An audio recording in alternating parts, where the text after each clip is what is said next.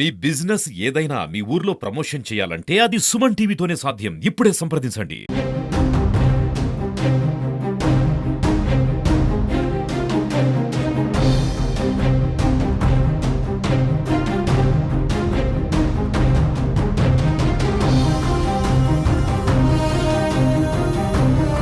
నమస్తే, welcome to India's largest digital TV network Suman TV. నేను మీ విక్రమ్ దేశెట్టి. ప్రస్తుతం ప్రభుత్వ ఆసుపత్రి అంటే జీజీహెచ్ దగ్గర రాజమండ్రిలో చూడొచ్చు. ఎక్కడి నుంచో ప్రవీణ్ పగడాల ఫాలోవర్స్ అందరూ కూడా వస్తున్న పరిస్థితి ఇక్కడ చూస్తున్నాం. అయితే పోలీసులు 144 సెక్షన్ అమల్లో ఉంది. ఎలాంటి ఉద్రిక్త పరిస్థితులకు ఇక్కడ అంటే చోటు లేదు అని చెప్తున్న పరిస్థితి ఉంది. అంటే నిన్న కొన్ని సోషల్ మీడియా మాధ్యమాల ద్వారా కొంతమంది ఉద్రేకంగా అంటే వాస్తవానికి విరుద్ధంగా ఉన్న మెసేజ్లు పెట్టారు అని పోలీసు వాళ్ళు కూడా ఒక నోటీస్ సర్వ్ చేసిన నేపథ్యంలో పూర్తిగా మానిటరింగ్ అయితే చేస్తున్న పరిస్థితి. ఈ రాజమండ్రి ప్రభుత్వ హాస్పిటల్ వద్ద మార్చిలో ప్రస్తుతం పోస్ట్మార్టం అయితే జరుగుతోంది. అయితే నిన్నటి వరకు ఇది ఒక అనుమానాస్పద మృతిగా అయితే పోలీసులు చెప్తూ వస్తున్నారు. మరి పోస్ట్మార్టం రిపోర్ట్ అయిన తర్వాత వచ్చిన తర్వాత ఆ రిపోర్ట్ ఏం బయటపెడుతుంది అనేది సర్వత్రా ఆసక్తిగా నిలుస్తుంది. అయితే 2 సీసీ కెమెరా ఫుటేజ్లు అయితే సుమన్ టీవీలో ప్లే చేసి చూసాం. ఒకటి కొవ్వూరు నుంచి గామా బ్రిడ్జ్ దాటుతున్నప్పుడు ఒకటి ఎగ్జాక్ట్గా యాక్సిడెంట్ జరిగిన స్పాట్ అంటే నయారా పెట్రోల్ బంక్ ఆపోజిట్గా యాక్సిడెంట్ జరిగింది. సో అదే ఫేస్లో ఉన్న సీసీ ఫుటేజ్ని కూడా పోలీసులు మనకు రిలీజ్ చేశారు. అయితే మొదటి సీసీ ఫుటేజ్లో పక్క నుంచి వస్తున్నారు, చాలా నెమ్మదిగా వస్తున్నారు. కాకపోతే బండికి లైట్ వెలగట్లేదు, హెడ్ లైట్ లేనిది కూడా ఆ విజువల్స్లో కనిపిస్తున్నాయి. అండ్ ఇంకా రెండో సీసీ ఫుటేజ్లో అయితే ఎగ్జాక్ట్గా నయారా పెట్రోల్ బంక్ ఆపోజిట్లో ఈ యాక్సిడెంట్ జరిగింది. అంటే ఒక్కసారిగా లోతైన ప్రదేశం అంటే 10 అడుగుల మేర గొయ్యిలా ఉంది, అందులోకి నేరుగా వెళ్ళిపోవడంతో ఈ యాక్సిడెంట్ జరిగిందని కూడా అంటే ప్రాథమిక దర్యాప్తులో భాగంగా వాళ్ళు దర్యాప్తు అయితే చేస్తున్నారు. అయితే ఎట్టి పరిస్థితుల్లో ఎందుకంటే అనుమానాస్పద మృతి కింద నమోదైంది కాబట్టి పోస్ట్ మార్టం నివేదిక చాలా కీలకం కాబోతోంది. ప్రతి ఒక్కళ్ళు కూడా ఇక్కడే ఉన్నారు. అంటే ఇక్కడ కొంతమంది ఫాలోవర్స్ అందరూ వచ్చి ప్రార్థనలు చేస్తున్నారు. ఎక్కడెక్కడ అంటే ఇటు 2 తెలుగు రాష్ట్రాలు ఉన్న అందరూ కూడా ఇక్కడికి చేరుకున్నారు. వాళ్ళ బాధను అయితే వ్యక్తం చేస్తున్న పరిస్థితి. ప్రస్తుతం నిన్నటి నుంచి కూడా చాలామంది ఇక్కడికి రావడం, ఇక్కడ ఏం జరుగుతోంది ఈ పరిస్థితిని అయితే సమీక్షిస్తున్నారు. ఇదే కాంపౌండ్లో ఇందాక నుంచి ఎండలోని కాస్త సేరదీస్తున్న పాస్టర్స్ అందరూ ఉన్నారు.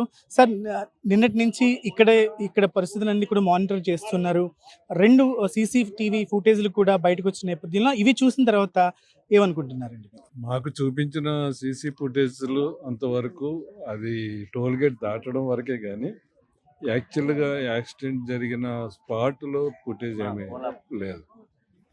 కానీ అక్కడ జరిగిన సంఘటనలు చూస్తే, ఫొటోస్ చూస్తూ ఉంటుంటే మాకు చాలా అనుమానాలు ఉన్నాయి.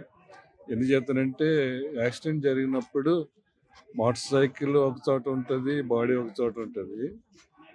మనం అది చూస్తే వెంటనే అర్థం చేసుకోగలం. కానీ కావాలని బాడీపై మోటార్ సైకిల్ పెట్టినట్టుగా అక్కడ అనిపిస్తుంది. ప్రక్కనే రక్త మరకలు కలిగిన చెక్కలు కూడా అక్కడ కనబడుతున్నాయి. ఈ విధంగా చాలా అనుమానాస్పదమైన దృశ్యాలు అక్కడ కనబడుతూ ఉన్నాయి. కనుక మాకు చాలా అనుమానాలు ఉన్నాయి మాకు. సో ప్రస్తుతం అయితే పోస్ట్ మార్టం జరుగుతుంది. నివేదిక ఆధారంగానే పోలీసులు ఏం జరిగిందనేది విశ్లేషించే ప్రయత్నం అయితే చేస్తుంటారు. ఇక్కడి నుంచి నెక్స్ట్ ఏం జరగబోతుందంటే ఏం చెప్తారు? అంటే పాస్టర్ మృతదేహానికి పోస్ట్ మార్టం అయిపోయిన తర్వాత నెక్స్ట్ ఎక్కడికి తీసుకెళ్ళిపోతున్నారు? మొట్టమొదటిగా ప్యూర్ యాక్సిడెంట్ అంటే నమ్మశక్యంగా లేదు. అయితే పోస్ట్ మార్టం రిపోర్ట్ గురించి కూడా కనిపెట్టిన తర్వాతే ఏం చేయాలన్నది ఆలోచిస్తాం. సో మీరు చూస్తున్నారండి, ఎక్కడెక్కడి నుంచి చాలా మంది 2 తెలుగు రాష్ట్రాల నుంచి కాకుండా ఇతర రాష్ట్రాల నుంచి కూడా వస్తున్న పరిస్థితి. మీరేం చెప్తుంటారండి ఆయన ఫాలోవర్స్కి? మీరు కూడా ఏం చెప్తుంటారండి? ఆయన క్రైస్తత్వం గురించి సూటిగా మాట్లాడే వ్యక్తి. ఆయన మంచి దైవజనుడు. ఆయనకి చాలామంది ఫాలోవర్స్ ఉన్నారు. ఆయన అభినందించే వ్యక్తులు చాలామంది ఉన్నారు. Is not a normal man, is a very famous evangelist. So వాళ్ళ కుటుంబ సభ్యులతో మాట్లాడారా? ఏమంటారు? కుటుంబ సభ్యులు ఎవరు డైరెక్ట్ కుటుంబ సభ్యులు రాలేదండి.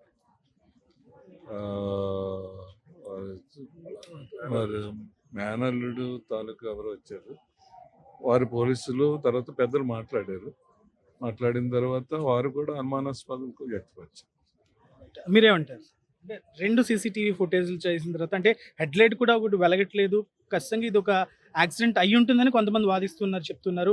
బట్ పోస్ట్‌మార్టం నివేదిక కావచ్చు, పోలీస్ డిపార్ట్‌మెంట్ వచ్చిన నివేదిక కీలకం కాబట్టి మీరేం గెస్ చేస్తారు? ఇనీషియల్‌గా సీన్ ఆఫ్ అఫెన్స్‌కి వెళ్ళాను సార్ నేను.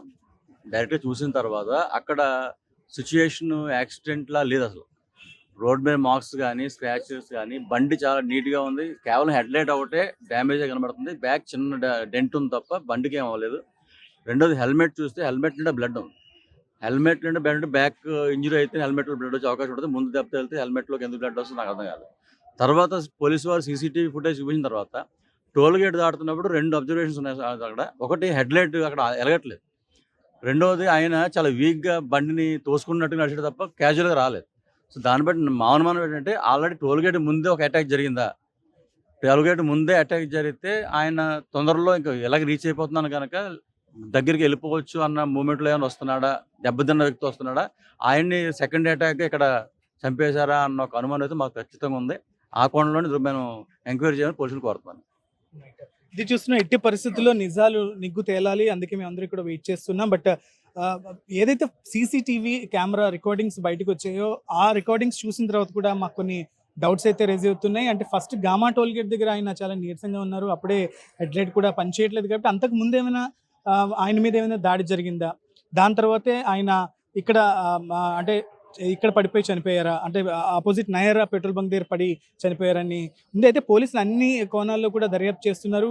ఈయన వెంట వచ్చిన వాహనాలు ఏంటి, టోల్ గేట్ దగ్గర రికార్డ్ అయిన సీసీటీవీ ఫుటేజ్ దగ్గర నుంచి అంటే ఈ 2 వీలర్ తర్వాత వెనక కావచ్చు, ముందు కావచ్చు, ఏ వెహికల్స్ వెళ్ళాయి, వాటి మానిటరింగ్ ఏంటి, అసలు ఈయన మంగళగిరి దగ్గర అంటే విజయవాడ నుంచి ఎప్పుడు బయలుదేరారు, ఈయన మధ్యలో ఎక్కడెక్కడ స్టాప్స్ అయ్యారు, లేకపోతే మధ్యలో ఏమైనా అంటే ఫోన్ ఎవరితోటైనా మాట్లాడారా, ఆ ఫోన్ కూడా మొత్తం దాంతో పాటుగా అన్ని కోణాలు కూడా పోలీసు దర్యాప్తు అయితే జరుగుతుంది. మొత్తంగా రాజమహేంద్రవరం మార్చిరి దగ్గర అయితే మాత్రం ఒక నిశ్శబ్ద వాతావరణం కనిపిస్తోంది.